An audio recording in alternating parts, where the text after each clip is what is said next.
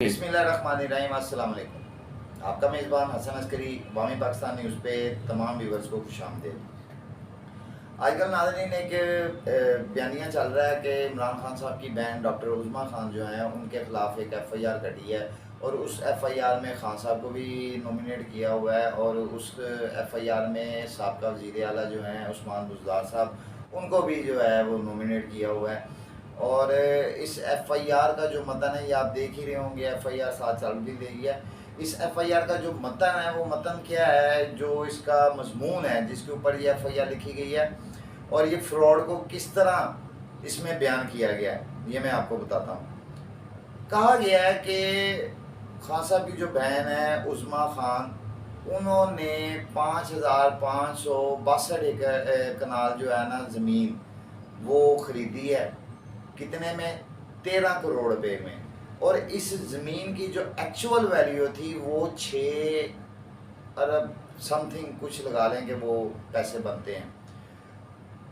अब 6 अरब एक huge amount है। अगर आप इसका अहाता देखें और इसका अगर आप बिल माप निकालें तो इतनी अमाउंट का 13 करोड़ रुपया जो है वो एक चौथाई भी नहीं होता, यानी कि एक चौथा हिस्सा भी नहीं होता। चौथे हिस्से का भी मेरे ख्याल में चौथा हिस्सा जो है वो 13 करोड़ नहीं, यानी कि कोडियों के बाद जिसको कह लेंगे ये ज़मीन खरीदी गई है।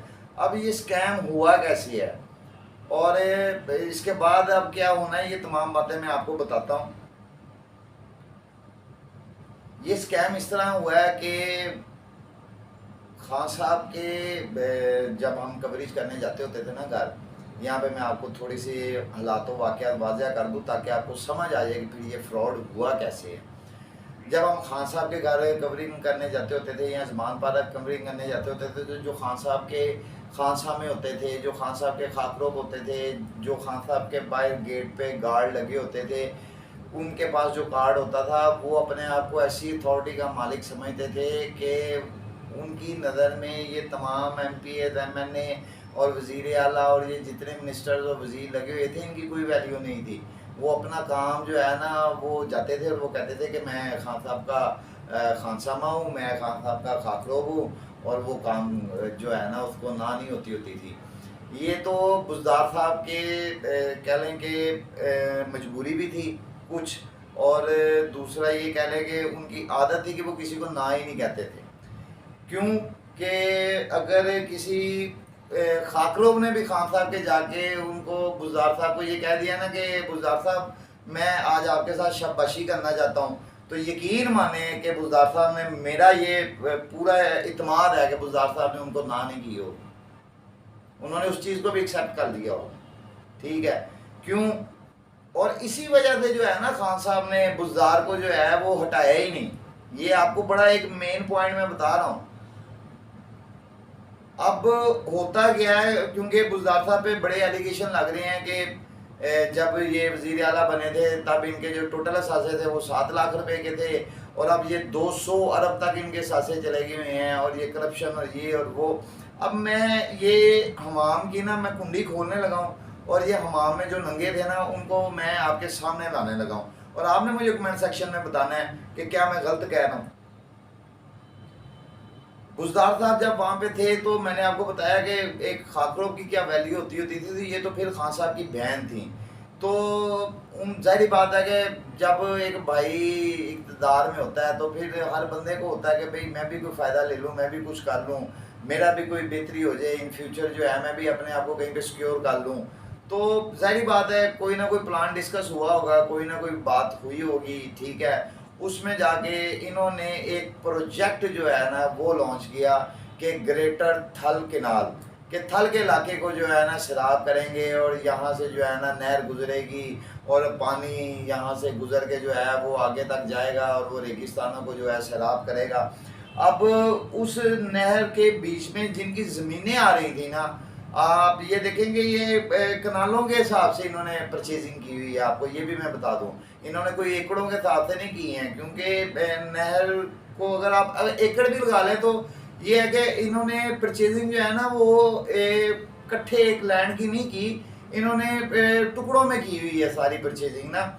तो अब इन्होंने क्या किया, जब वहाँ पे इन्होंने ये चीज़ गुजार दी, अब ये सारा प्रोजेक्ट था बातों में लेकिन सेक्टरी लेवल तक और उससे नीचे जितने भी लोग थे, वहाँ पे एक हवा ऐसी क्रिएट हो चुकी हुई थी कि जैसे ये मंसूबा वाकई जो है ना ये होगा और इसको रोकने वाला कोई नहीं है और इन इलाकों की तकदीर बदली जाएगी, मगर ऐसा नहीं था। असल में पसे पर्दा क्या चल रहा था? पसे पर्दा ये चल रहा था कि जब वो नहर गुजारी जाएगी और उन ज़मीनों की जहाँ पे वो नहर गुजरेगी उन ज़मीनों की तो कोई वैल्यू नहीं लेनी, वो ज़मीनें तो सारी गवर्नमेंट ने अपने अंडर कर लेनी है। ज़ाहिर बात है, एक हुकूमती प्रोजेक्ट था और जब हुकूमत कहीं पे अपना प्रोजेक्ट करती है तो वो उस ज़मीन को अवेल करने की मजाज होती है और वो कर भी लेती है, चाहे वो उन्हें पुने करे या जैसे भी करे। तो जो लोग थे जिनकी वो ज़मीनें थी, अब वहाँ पे उनके पास परचेजर भेजे गए। अब जब वो परचेजर वहाँ पे जाते हैं, उनसे वो लैंड्स खरीदते हैं तो वो लाखों में खरीदी गई हैं। यानी कि किसी की अगर 2 कनाल ज़मीन थी तो उसको 2 लाख रुपए दे दिए कि भाई तेरी तो कल को इसको ये भी कीमत नहीं मिलनी है तो तू ये ले ले। तो वो उनके बाप दादाओं पुरखों की ये ज़मीनें होती हैं, ये अल्लों में चल रही होती हैं। अगर आपको पता चले ना तो ये एक पूरी जनरेशन सिस्टम आ रहा होता है, ये जो देहाती ज़मीनें होती हैं ना इनमें, और ये बाप दादा परदादा और इस तरह आ रही होती है। तो एक बंदे ने सोचा होगा मेरे जैसे ने कि यार ये 2 कनाले जो हैं इनके पीछे मैं गवर्नमेंट से क्या लड़ाई लूँगा या मैं गवर्नमेंट से क्या माथा लगाऊंगा, तो उससे अच्छा है कि मुझे यहाँ पे 2 लाख रुपया मिल रहा है या 4 लाख रुपया मिल रहा है या 5 लाख रुपया मिल रहा है तो मैं ले लेता हूँ, तो बस ठीक है ये ज़मीन मैं इसको दे देता हूँ। इस तरह इनको ब्लैकमेल करके तो ये ज़मीन परचेज की जाती है। ये आप FIR चल रही है साथ, आप इसका पूरा मतन पढ़ सकते हैं इसको पॉज करके। इस तरह ये लोगों को इन्होंने ब्लैकमेल करके तो ये ज़मीन परचेज कर ली। अब मैंने आपको पहले भी बताया कि खान साहब के खाकरों की इतनी वैल्यू थी तो उनकी बहन के लिए ये प्रोटोकॉल क्यों ना होता।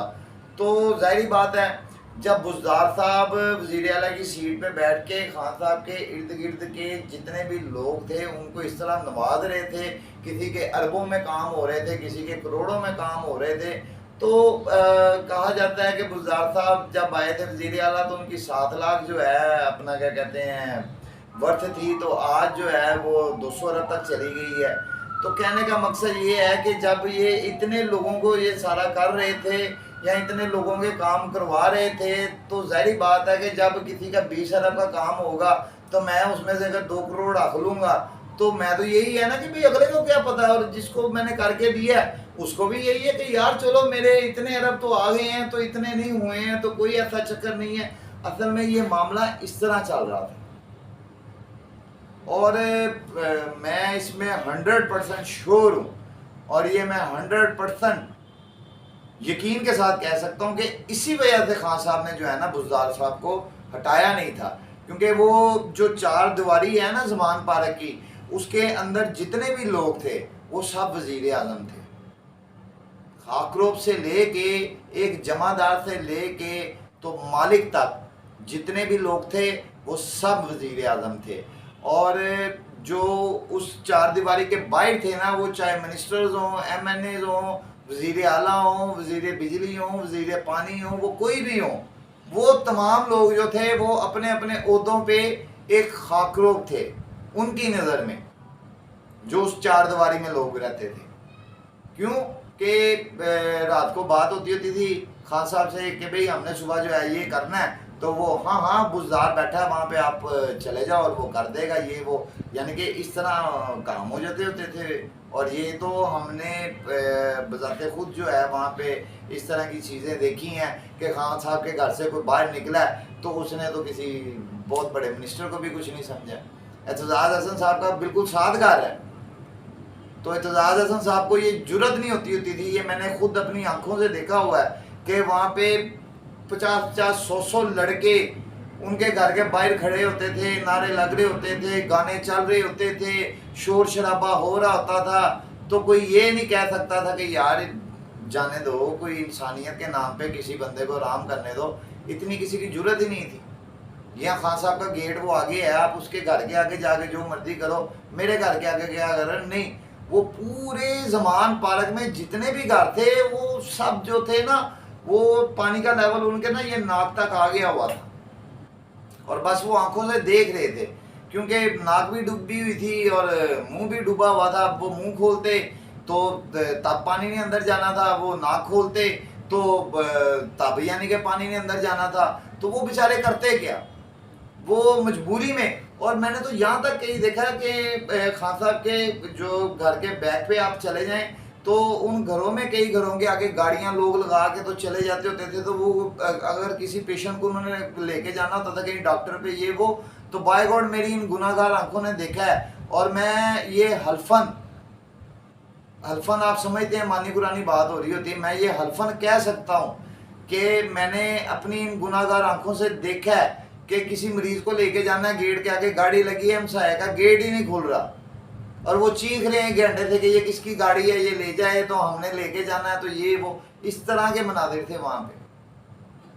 तो अब मुझे एक बात बताएं कि इसमें बुज़दार साहब को इन्वॉल्व किया जाता है। मैं सिर्फ एक रिक्वेस्ट करना चाहूँगा, मैं ये नहीं कहता कि ये मामला नहीं हुआ होगा, मेरा ये कहने का मतलब नहीं है कि ये फ्रॉड नहीं हुआ होगा, ये हुआ होगा।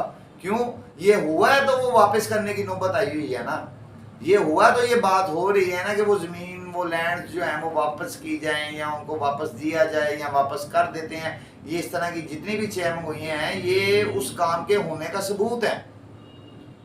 तो वहाँ पे जब ये कंडीशन थी, ये सूरत हाल थी, तो जाहिर बात है वो खान साहब की बहन है, उनकी क्या अथॉरिटी थी फिर आपको पता है। और बुज़दार साहब तो उनके आगे तो मैं कहता हूँ कि चूं नहीं कर सकते थे, उनकी तो इतनी वैल्यू ही नहीं थी।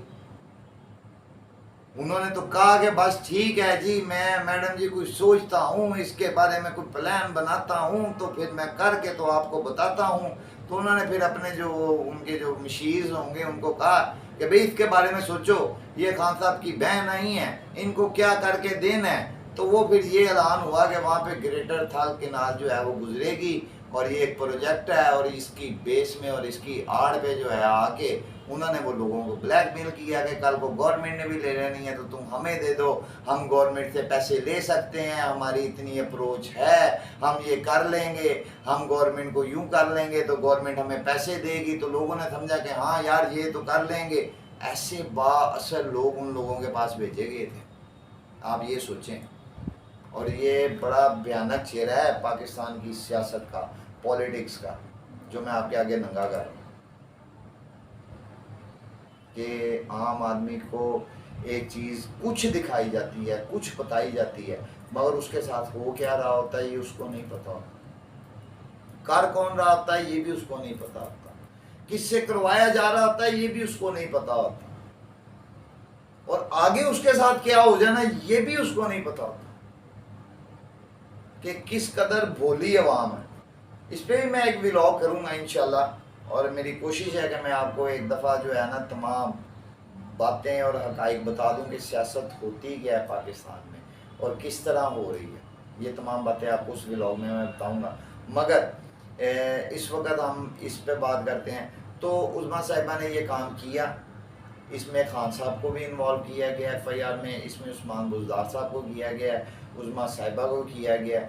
और अब सबसे बड़ी बात ये है कि ज़ाहिर बात है अब एक केस तो तैयार हो चुका हुआ है और इसमें उनकी गिरफ़्तारी भी मुमकिन हो सकती है, इससे कोई पर्दा नहीं है, इससे कोई यार नहीं है।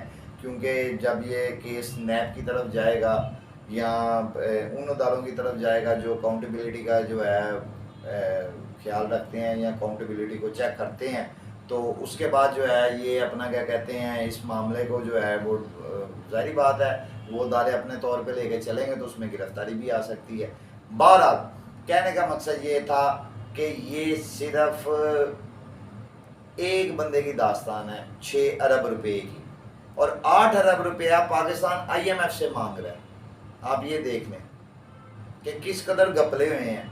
और फिर खान साहब कहते हैं कि जी वो बुरा है, वो बुरा है, वो बुरा है। खान साहब जाने दें, खुदा का नाम है, मैं हाथ जोड़ के कहूँगा कि आप ज़रा अपने भी गिरेबान में झांकें, कमी कहीं पे भी नहीं है। अगर उन्होंने कुछ किया है ना तो आपने भी कहीं पे कसर नहीं छोड़ी हुई है, ये हकीकत है। बहरहाल नाज़रीन, मेरा एक पैगाम था, मैं आपको दिखाना चाह रहा था कि अगर ये इल्ज़ाम है, ये इल्ज़ाम किस तरह लगा और किस तरह हुआ। तो इस इल्ज़ाम पूरे में अगर मैं किसी को देखता हूँ या मैं किसी को मासूम गर्दानता हूँ, ये मेरी पर्सनल ओपिनियन है। मैं किसी को नहीं कहूँगा कि वो मेरे कहने पे कोई राय कायम करे या मेरे कहने पे कोई फ़ैसला करे, नहीं। ये महकदाती रहे। तो मेरे इस सारे जो सीन है इसमें अगर मुझे कोई मासूम लग रहा है तो वो उस्मान बुज़दार साहब हैं। क्यों कि उनकी इतनी अथॉरिटी नहीं थी, उनकी इतनी पसली नहीं थी कि वो किसी को भी जवाब दे सकते हैं। जब वो एक खौकरा को, एक जमादार को नहीं जवाब दे सकते तो ये तो फिर उनकी बहन थी। तो उनकी क्या वैल्यू थी, क्या औकात थी, आप खुद सोच लें। खान साहब ने क्यों नहीं हटाया उनको, आप खुद सोच लें। तो ये तमाम बातें थी, ये इस FIR में इससे रिलेट थी। क्यों रिलेट थी? क्योंकि बुज़दार साहब का नाम भी लिया जा रहा था। ये मैंने आपको दिखाई भी है FIR का अक्स इसमें कि ये अक्स है उसका, और इसमें यही तहरीर लिखी हुई है। तो बहरहाल ये मैंने वाज़िया करना था कि किस तरह अवाम को बेवकूफ़ बनाया गया, धोखा दिया गया। अब ये तमाम बातें जो है मैं उम्मीद करूँगा कि आप इनके बारे में आगे कमेंट सेक्शन में जो है अपना किरदार अदा करें, अपनी राय ज़रूर दें कि क्या ये अवाम इसी तरह धोखे खाती रहेगी, इसी तरह जलील होती रहेगी, इसी तरह इसको जो है पागल बना के और इससे फ़ायदा लिया जाएगा, और ये लोगों के फ़ायदे के लिए, सियासतदानों के फ़ायदे के लिए जो है अपने मुल्क का नुकसान करती रहेगी, यानी अपनी चीज़ों का नुकसान करती रहेगी, अपने बाप दादा की चीज़ों का कर सकती है, तो फिर मुल्क कहाँ पर रह गया। बहरहाल अगर ये वीडियो अच्छी लगी है इसको ज़्यादा से ज़्यादा शेयर कर दीजिएगा, कमेंट सेक्शन में अपनी राय दे दीजिएगा। आपका अपना चैनल है, इसको सब्सक्राइब कर लें। सब्सक्राइब पे कोई वज़न तो नहीं लगता है, यहाँ कोई पैसे तो नहीं लगते, आप कर लीजिएगा प्लीज़।